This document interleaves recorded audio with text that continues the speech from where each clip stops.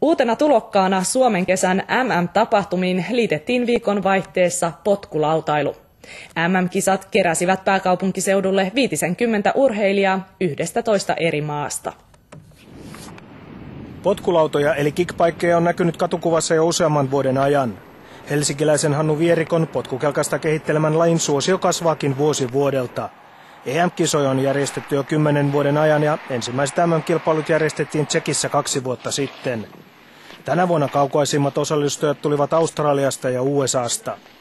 Monipuolisesti koko vartaloa rasittava laji onkin oiva kuntoilumuoto. Suurin osa MM-kisojen päätöslajin maratonille startanneista olikin puhtaita kuntoilijoita. Tosimielellä matkaan lähteneet erottuivat pian omaksi ryhmäksi.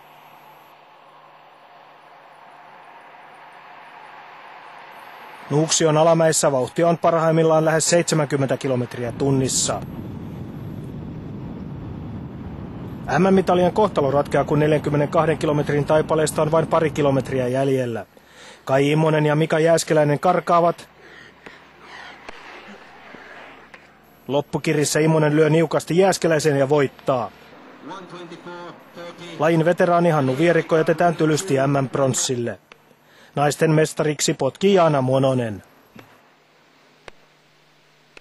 Tässähän oli tämmöistä hyssyttelyä ja taktikointia vähän, että pojat koetti nämä konkarit niin noissa laskuissa ottaa eroa ja koetti sitten itse noissa nousuissa iskeä se, minkä pääsee. Mitä se kertoo lajin tasosta, kun pitkän matkan hiihtäjät tulee ja vie koko potin? No, kyllä tässä taso on niin kuin ihan kohdillaan, mutta totta kai massaa saisi tulla tähänkin lajin lisää. Että monen niin kuin lajin pirun hyvä ohjausharjoittelu ja ne hiihtäjät, jotka ei tätä kesällä tehnyt, on ensi talvella perässä, että sen mä voin sanoa nyt jo varoitukseksi.